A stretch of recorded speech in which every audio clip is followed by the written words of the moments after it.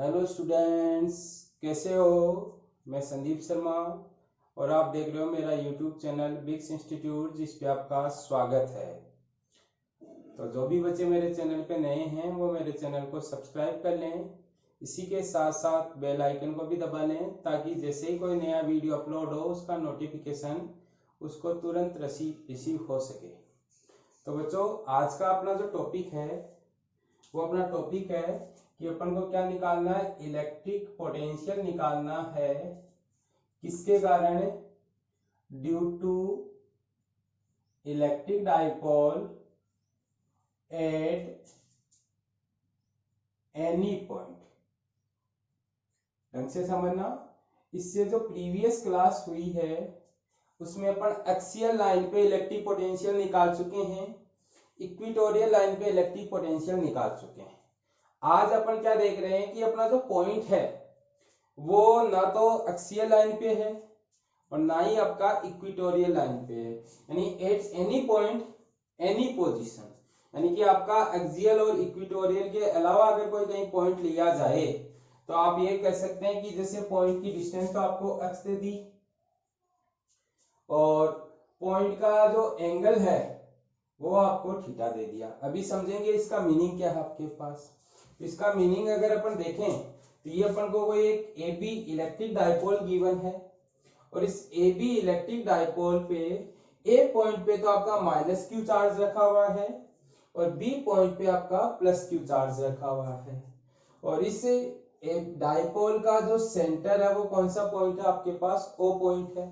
तो आप यहां से क्या लिख सकते हो कि आपके पास जो डाइपोल है उस डाइपोल की टोटल लेंथ है उसको तो आप 2a से लिख सकते हो। ढंग से समझना कि आपके पास जो AB है इसको कहेंगे लेंथ ऑफ डाइपोल और ये लेंथ ऑफ डाइपोल कितने के बराबर है? 2a के बराबर है आपके पास, यानी कि आपके पास 2a है वो लेंथ ऑफ डाइपोल आई है।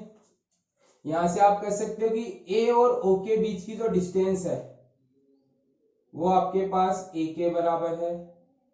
ऐसे ही o और b के पॉइंट की जो डिस्टेंस है वो भी आपके पास a के बराबर है। क्यों हो गया कि आपको पढ़ाया है कि a आपका सेंटर पॉइंट होता है किसका? डाइपोल का।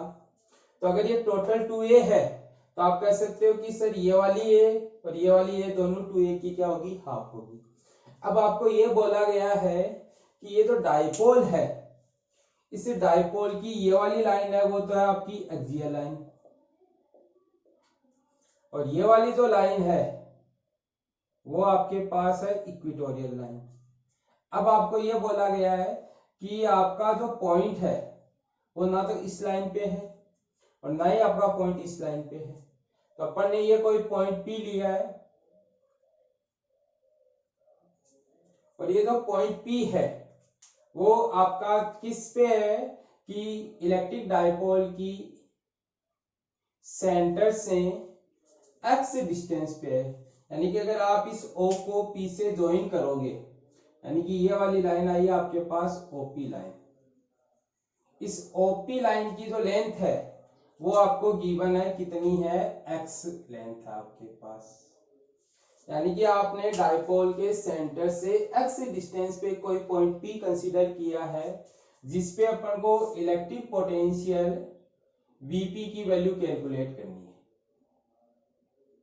तो आपने जो फिगर बनाया उस फिगर में सबसे पहले बोला AP आपका इलेक्ट्रिक डाइपोल है जिसको शॉर्ट में ED लिख रहे हैं। 2a आपकी लेंथ ऑफ इलेक्ट्रिक डाइपोल है, O आपका सेंटर ऑफ इलेक्ट्रिक डाइपोल है, P कैप आपकी direction of electric dipole moment है जो कहां से कहां होती है? माइनस क्यू से प्लस क्यू होती है। तो आप यहां से ये कह सकते हो कि सर इसमें ये जो P कैप है वो किसकी डायरेक्शन को डिनोट कर रहा है? इलेक्ट्रिक डाइपोल मोमेंट की डायरेक्शन को डिनोट कर रहा है। x आपकी P पॉइंट से सेंटर इलेक्ट्रिक डाइपोल के सेंटर से डिस्टेंस है आपके पास। तो यहां तक तो किसी को दिक्कत नहीं होनी चाहिए बच्चों। क्लियर है यहां तक का फिगर आपका? अब अपन को P पॉइंट पे पोटेंशियल निकालना है तो आपने Vp बराबर लिख दिया electric potential at point P, यानी Vp का मीनिंग है P पॉइंट पे पोटेंशियल है। फिर आप यहां देख रहे हो कि इस P पॉइंट का पोजीशन वेक्टर यानी ये वाला हो गया आपके पास और सेकंड आपके पास क्या है कि आपका ये जो डायपोल मोमेंट है इसकी डायरेक्शन, इन दोनों के बीच में ये जो एंगल बन रहा है आपका, इस एंगल को किससे डिनोट कर रहे हैं, थीटा एंगल से डिनोट कर रहे हैं। तो आप ये कह सकते हो कि ये जो पॉइंट P है वो ओरिजिन की डायपोल के सेंटर से x डिस्टेंस पे है, और इसका जो पोजीशन वेक्टर है वो एक्सियल लाइन के साथ कितना एंगल फॉर्म कर रहा है, थीटा एंगल फॉर्म कर रहा है। अब अपन ने लिखा कि इस P पॉइंट पे जो पोटेंशियल प्रोड्यूस होगा वो एक तो प्लस क्यू चार्ज प्रोड्यूस करेगा, एक माइनस क्यू चार्ज। तो आपने लिखा Vp equal to V plus plus V minus, आपके पास क्लियर है। P पॉइंट पे दो तरीके के पोटेंशियल प्रोड्यूस हो रहे, एक प्लस क्यू का और एक माइनस क्यू का। अब आपने लिखा कि V प्लस है वो किसका पोटेंशियल है, पोटेंशियल एट पॉइंट P है due two plus Q charge, जिसको आप पॉइंट चार्ज के फॉर्मूले से KQ/R लिख सकते हो। अब K की जगह तो क्या आ गया, Q की जगह आप प्लस Q लिख सकते हो यहाँ पे, और R आपको चाहिए तो इस प्लस Q से इस P पॉइंट की डिस्टेंस चाहिए, और प्लस Q से P पॉइंट की जो डिस्टेंस है वो मैंने इसको इससे ज्वाइन किया तो मेरे पास आई OP, और इस OP को अभी अपन कंसीडर कर रहे हैं कि ये कितना है, R1 है। ये अभी अपन को गिवन नहीं है, अपन ने कंसीडर किया है, इसलिए अपन कह सकते हैं कि P पॉइंट पर इस प्लस क्यू चार्ज के कारण जो पोटेंशियल प्रोड्यूस हुआ वो K प्लस क्यू अपॉन में R1, जहां R1 अपन ने जो डिस्टेंस कंसीडर की है वो है आपके पास। ऐसे ही अगर आप V माइनस निकालोगे तो कह सकते हो पॉइंट P पर माइनस क्यू चार्ज का पोटेंशियल है, जिसको KQ/R के फॉर्मूले से लिख सकते हैं। K चार्ज आपका माइनस क्यू है, और इस एक को P पॉइंट से अगर अपन ज्वाइन करें तो आपको ये वाली लेंथ मिल रही है, कौन सी लेंथ मिल रही है आपको,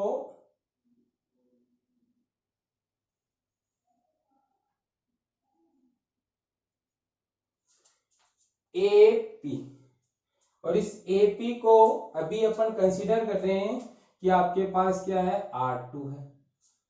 तो ध्यान रखना R1 प्लस क्यू चार्ज की पॉइंट से डिस्टेंस कंसीडर की है, और R2 प्लस और माइनस चार्ज से पॉइंट की डिस्टेंस कंसीडर की है।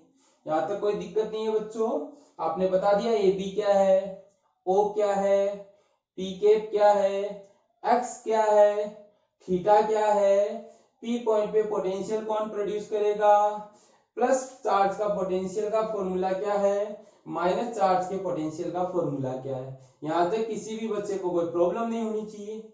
यहां से प्लस क्यू की और यहां से माइनस क्यू की, ये दोनों वैल्यू अपन ने यहां रख दी, तो Vp इक्वल टू निकल कर आया K प्लस क्यू अपॉन में R1 plus K minus Q upon में R2 आपके पास। अब K Q तो कॉमन ले लिया, इन दोनों का एलसीएम आ गया R1 इंटू R2, R1 से R1 कैंसिल करेंगे तो यहाँ बचेगा R2, जिसको यहाँ लिख दिया। R2 से इसको डिवाइड करेंगे तो R2 से R2 तो कैंसिल हो गया, R1 बचा उसको यहाँ लिख दिया, और ये प्लस और माइनस मिलके आपके पास क्या हो गया, माइनस साइन हो गया। तो किसी बच्चे को अगर कोई प्रॉब्लम हो कि सर ने ये माइनस कैसे लिखा, तो ये माइनस अपन इस प्लस और माइनस से लिखा है, इन दोनों का एलसीएम ये लिखा है, और R2 माइनस R1 एलसीएम को सॉल्व करने के बाद में हुआ। अब अपन ने यहाँ पे क्या कंसीडर किया है कि R1 और R2 तो अपन ने डिस्टेंस खुद से मानी है, जबकि क्वेश्चन में तो अपन को x और थीटा गिवन है, तो अपना जो आंसर है वो भी किसकी फॉर्म में आना चाहिए, x और थीटा की फॉर्म में आना चाहिए। तो उसको निकालने के लिए अपन ने इसमें एक कंस्ट्रक्शन की है, कंस्ट्रक्शन को यहाँ मैंने मेंशन किया है, और ये कंस्ट्रक्शन आपको ये बोलती है कि आपके पास एक परपेंडिकुलर ड्रॉ करना है, किस पे, OP लाइन पे, कहां से, A और B पॉइंट से। A पॉइंट से आपको AM ड्रॉ करना है, और B पॉइंट से आपको क्या ड्रॉ करना है, BM ड्रॉ करना है। पहले आप इसको AL लिख लो, AM, और ये BL आपके पास। यानी आपने क्या किया, इस A पॉइंट से इस पे परपेंडिकुलर ड्रॉ करने के लिए आपने ये जो OP लाइन थी, इस OP लाइन को थोड़ा इधर एक्सटेंड किया, और एक्सटेंड करने के बाद में यहां से एक परपेंडिकुलर ड्रॉ किया, जो आपका इस पॉइंट को मैंने नाम दे दिया है एम पॉइंट। ऐसे ही आपने इस बी पॉइंट से इस पे एक परपेंडिकुलर ड्रॉ किया है ओपी लाइन पे, और इस पॉइंट को मैंने नाम दे दिया आपका एल पॉइंट।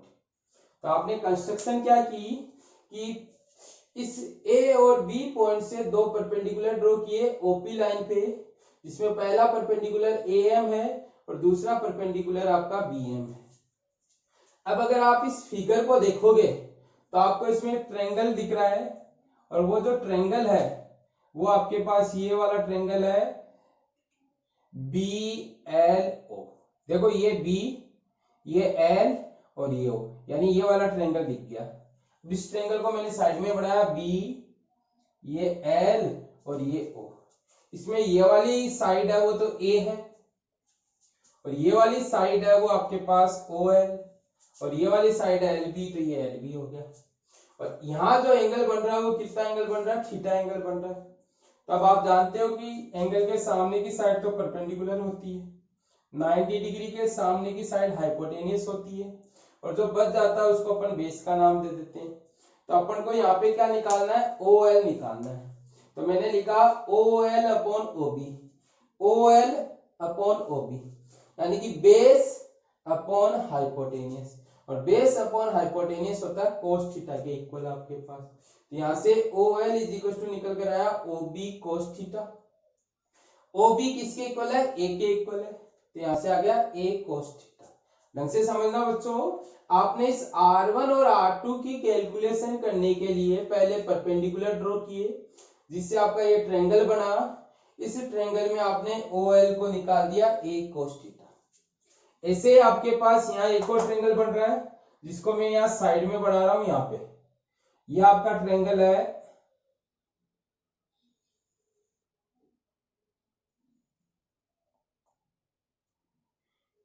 ए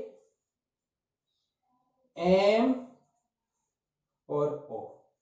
अब अगर इधर एंगल थीटा है तो ये वाला एंगल भी थीटा होगा, तो आप यहाँ वाले एंगल को थीटा लिख सकते हो, और ये साइड आपके पास ए हो गई। तो इस ट्रायंगल में आप क्या करोगे, ए एम अपॉन ओ ए करोगे, तो वहां से आपके पास ओ एम अपॉन में ए एल करोगे, तो वहां से O M is equal to a cos theta. Similar form से निकला आपके पास। तो आपने क्या किया, ये वाली साइड को तो निकाल लिया ए कोस थीटा, वैसे ही ये वाली साइड भी क्या आ गई आपके पास, ए कोस थीटा आ गई।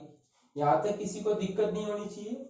आपने क्या किया कि v प्लस निकाल लिया, v माइनस निकाला R1 और R2 की फॉर्म में, उसको यहां रखा। अब अपन को यहाँ R1 और R2 की वैल्यू चाहिए, क्योंकि अपन ने कंसीडर किया है। वो निकालने के लिए अपन ने एक तो यहाँ से परपेंडिकुलर ड्रॉ किया और एक यहाँ से। इससे ये ट्रायंगल बना जिससे अपन ने OL की वैल्यू निकाली है, ये वाला ट्रायंगल बना जिससे अपन ने OM की वैल्यू निकाली है।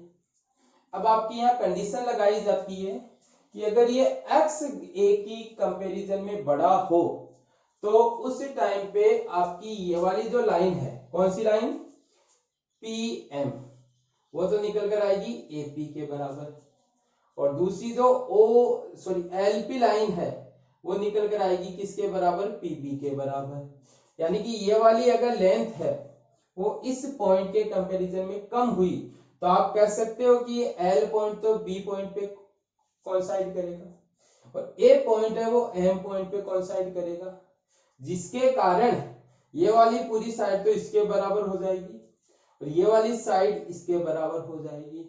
बच्चों को सबसे ज्यादा इस डेरिवेशन में कंफ्यूजन इसी लाइन पे आएगा, ध्यान रख लेना। AP इक्वल टू PM और PB equal to PM। AP कौन सा है, ये वाला जो किसके इक्वल है, PM के इक्वल है, और दूसरा PB इक्वल टू किसके बराबर है, PL के बराबर है। क्यों हुआ, उसके लिए कंडीशन है कि x a के कंपैरिजन में अगर बड़ा हुआ तो आप कह सकते हो कि आपके पास ये जो AP तो PM के इक्वल हो जाएगा, PB आपका PL के इक्वल हो जाएगा। अब इस फिगर को देखोगे तो इस OP को लिख सकते हो OL प्लस LP। देखो ये पूरी साइड है, वो लिख दिया मैंने OL प्लस LP, तो OP बराबर लिखा आपने OL प्लस PL या LP। यहां से आपके पास OP है वो तो है x के बराबर, ये वाली साइड तो x के बराबर है, ये आपका a cos थीटा है, ये आपके पास r1 है। देखो बच्चों यहाँ भी प्रॉब्लम आएगी कि सर ने ये कैसे लिख दिया, तो अपन ने OP बराबर लिखा है x, OL बराबर अपन ने यहाँ से a cos थीटा निकाला, और PL बराबर किसके इक्वल आपके पास, ये वाली इस साइड के इक्वल है, तो आप कह सकते हो ये वाली साइड किसके इक्वल हो जाएगी, r1 के। तो यहाँ से आपने r1 लिख दिया, यहाँ से r1 इज इक्वल टू निकल कर आया x minus a cos theta. ऐसे ही अगर आप इस AP की बात करोगे तो AP किसके इक्वल है, PM या MP के इक्वल, इसको लिखोगे OM प्लस OP, तो आपने लिखा PM बराबर OP प्लस OL, OM यानी ये OP और प्लस OM। यहाँ से OP है वो तो आपके पास x के बराबर है, OM आपने यहाँ a cos थीटा निकाला, तो यहाँ से R2 इक्वल टू निकल कर आया आपके पास x plus a cos theta. तो R1 आ गया, R2 आ गया। अब इस फॉर्मूले में अपन को एक तो वैल्यू चाहिए R2 माइनस R1 की, तो इसमें से ये सब्सट्रैक्ट करेंगे तो x से x तो कट गया, और ये a cos theta plus a cos theta 2a cos theta बन गया। ऐसे R1 इंटू R2 चाहिए, यानी इसको इससे मल्टीप्लाई करना है, तो ये तो a माइनस बी है और ये a प्लस बी है, तो a स्क्वायर यानी x का स्क्वायर और b स्क्वायर यानी a square cos square theta लिख दिया। ढंग से समझना, R1 इंटू R2 यानी इसको इससे मल्टीप्लाई करना है, तो x minus a cos theta और x plus a cos theta दोनों को मल्टीप्लाई किया तो x square minus a square cos square theta हो गया। इसमें से मैंने x स्क्वायर कॉमन लिया पूरे में से, तो आपके पास यहाँ तो बच गया 1, ये हो गया a square by x square cos square theta, और आपने कंडीशन लगाई है x a के कंपैरिजन में बड़ा है, तो यानी a square by x square को नियरली इक्वल टू कितना लिख सकते हो, 0। क्यों, क्योंकि अगर आप छोटी क्वांटिटी को बहुत बड़ी क्वांटिटी से डिवाइड करोगे तो उसकी वैल्यू नियरली इक्वल टू किसके निकल कर आएगी, 0 के। तो इसको 0 लिखोगे यानी आपने इस पूरी टर्म इसको 0 लिखा और इसको 0 लिखा, तो ये पूरी टर्म हो गई 0, तो यहाँ एक्स स्क्वायर बचा, तो R1 इंटू R2 की वैल्यू हो गई एक्स स्क्वायर। यहाँ तक किसी बच्चे को कोई प्रॉब्लम नहीं होनी चाहिए कि आपके पास R2 माइनस R1 आ गया, R1 इंटू R2 आ गया। इन वैल्यू को आप क्या करोगे, फॉर्मूले में पुट करोगे। फॉर्मूला आपके पास कहाँ है, ये VP इक्वल टू यहां से निकल कर आया आपका KQ और R2 माइनस R1 की वैल्यू निकल कर आई 2a cos थीटा अपॉन में R1 इंटू R2 निकल कर आया एक्स स्क्वायर थीटा के इक्वल। इसको अपन ने अरेंज किया तो KQ into 2a cos theta upon में निकल कर आया आपका x square. Q into 2a है वो आपको पढ़ाया गया है किसके बराबर होता है, P के। तो यहां से आप VP इक्वल टू लिख सकते हो KP cos थीटा अपॉन में एक्स स्क्वायर। ऐसी को लिख सकते हो कि P पॉइंट है वो x डिस्टेंस और थीटा एंगल पे है, तो यहां से आपका ये वैल्यू निकल कर आई KP cos थीटा अपॉन में एक्स स्क्वायर के बराबर। ये आपका बच्चों क्या हो गया कि किसी x डिस्टेंस और थीटा एंगल पे अगर अपन कोई पॉइंट कंसीडर करते हैं तो उस पे कितना पोटेंशियल निकल कर आता है, उसकी वैल्यू होगी KP cos theta upon x square. अगर आपको एंगल 30 डिग्री गिवन है तो थीटा की जगह 30 रखो, अगर एंगल 60 डिग्री गिवन है तो थीटा की जगह क्या रखो, 60 डिग्री रखो। क्या किया बच्चों, आपने सिंपल फिगर ड्रॉ किया।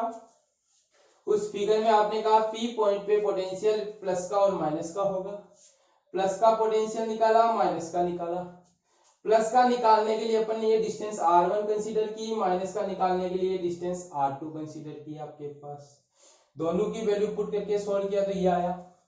अब यहाँ R1 और R2 की वैल्यू निकालने के लिए आपने थोड़ी सी कंस्ट्रक्शन की है फिगर में, जिसमें आपने B पॉइंट से BL परपेंडिकुलर ड्रॉ किया और A पॉइंट से AM परपेंडिकुलर ड्रॉ किया। किस लाइन पे, OP लाइन पे। आपके पास इस OP को आगे एक्सटेंड भी किया गया है। तो यहाँ से आपके पास ये OL है वो A cos थीटा निकल कर आया और ये आपका जो OM है ये भी a cos थीटा निकल कर आया। अब आपको सबसे ज्यादा दिक्कत यहाँ आएगी, तो इस दिक्कत को सॉल्व करने के लिए ऊपर ने कंडीशन लगाई है कि x अगर a के कंपैरिजन में बड़ा हुआ तो आपके पास AP PM के इक्वल बनेगा, PB आपका PL के इक्वल बनेगा। इस फिगर में देखोगे तो AP आपके पास ये यानी R2 है, जो PM यानी कि इसके इक्वल होगा, जिसको आप ये प्लस ये लिख सकते हो यानी x plus a cos theta. ऐसे ही आपका PB PL के इक्वल बनेगा, जिसको आप लिख सकते हो OP माइनस OL यानी कि x minus a cos theta लिखोगे तो R1 आ जाएगा। तो यहाँ से R1 तो आया x minus a cos theta, R2 आया x plus a cos theta. एक बार इसमें से इसको सब्ट्रैक्ट किया तो बना 2a cos थीटा, इसको इससे मल्टीप्लाई किया तो आया आपका ये वाली वैल्यू, जिसमें से x स्क्वायर कॉमन लेने पे ये बना। यहाँ a square by x square 0 के इक्वल क्यों हो गया, क्योंकि आप बहुत छोटी वैल्यू को बहुत बड़ी वैल्यू से डिवाइड कर रहे हो। मान लो 0.01 को 1000 से डिवाइड करेंगे तो आएगा 0.0001 और 0.0001 आपका नियरली इक्वल टू 0 है, तो वहां आप इसको 0 लिख दो। तो यहाँ से R1 R2 एक्स स्क्वायर के इक्वल आया। यहां से तो ये वैल्यू रख दी और यहाँ ये वैल्यू रख दी, तो ये बढ़ गया आपका। इसमें आपका Q इंटू 2a को P लिख दिया, तो आपके पास ये आ गया इलेक्ट्रिक पोटेंशियल। तो आई होप बच्चों आपको ये अच्छे से समझ में आ गया है, कहीं भी इसमें कोई प्रॉब्लम नहीं है। तो ये आपका किसी पॉइंट पे आपका इलेक्ट्रिक पोटेंशियल निकालने का तरीका है, जो एक्सियल लाइन पे भी नहीं हो और इक्वेटोरियल लाइन पे भी नहीं हो। किसी बच्चे को किसी टर्म में अगर प्रॉब्लम रह जाए तो वो मेरे व्हाट्सएप नंबर पे पूछ सकता है, या आप क्या कर सकते हो कमेंट सेक्शन में कमेंट करके भी पूछ सकते हो। आपकी प्रॉब्लम को तुरंत सॉल्व किया जाएगा और ऐसा कोई भी पॉइंट आपके माइंड में डाउट की फॉर्म में नहीं रहेगा कि आपको कोई चीज समझ में नहीं आई। कैसे भी हो मेरा काम है आपको समझाने का, तो मैं आपको कैसे भी करके ये पूरा पॉइंट क्लियर करूंगा। एक बार अगर आपको ऐसा लगे कि हमें इस पॉइंट में या इस लाइन में कंप्लेन आ रही है, कोई डाउट आ रहा है, तो आप मेरे से प्लीज जरूर संपर्क करें, कांटेक्ट करें, ताकि आपका डाउट है वो मैं क्लियर कर सकूं आपके पास। आप मेरे को जब बताओगे तभी मेरे को पता चलेगा कि किसी बच्चे को कहाँ पे प्रॉब्लम आ रही है। क्लियर है बच्चों? एक बार आप इसका कमेंट सेक्शन स्क्रीनशॉट ले लें, और जो भी बच्चे चैनल पे नए हैं वो सब्सक्राइब करें, और वीडियो को देखने के बाद में वीडियो को लाइक करना ना भूलें। बच्चों आपको लाइक करने पे कुछ भी नहीं होगा, अगर आप वीडियो को देख रहे हो तो उसके साथ आप वीडियो को क्या कर सकते हो, लाइक भी कर सकते हो। Thank you.